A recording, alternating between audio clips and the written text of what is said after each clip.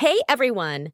Welcome back to the Blooms and Herbs Garden, where we are always plantically speaking.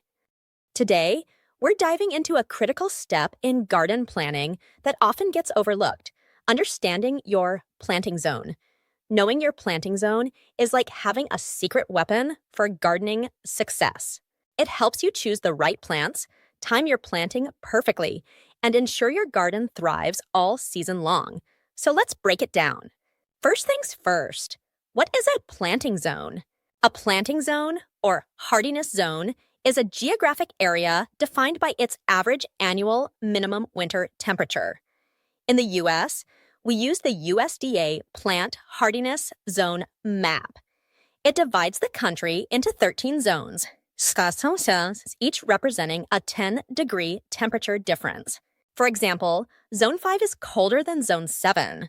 The goal is to help gardeners know which plants can survive the winters in their area. Why is knowing your zone important? Now, why does this matter? Knowing your planting zone is essential for 3 reasons. 1. Choosing the right plants. Some plants love the heat, while others need a cooler climate. Your planting zone ensures you're selecting plants that can thrive where you live. 2. Timing your planting. Your zone also determines your frost dates, which guide when to start seeds or transplant outdoors. 3. Boosting garden success. When you grow plants suited to your zone, you save time, money, and avoid disappointment. How to find your planting zone. Finding your zone is easy.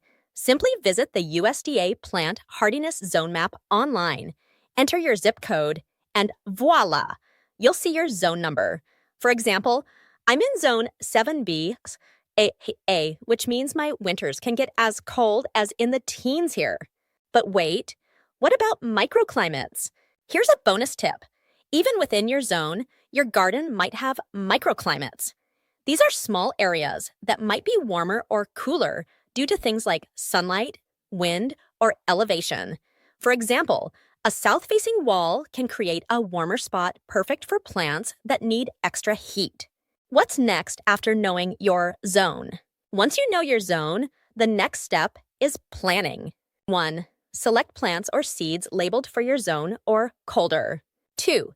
Use your zone to calculate your last frost date in spring and your first frost date in fall.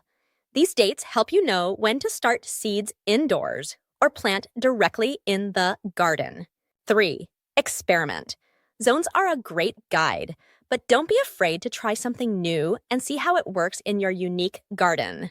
And there you have it. Understanding your planting zone is the foundation for a successful garden.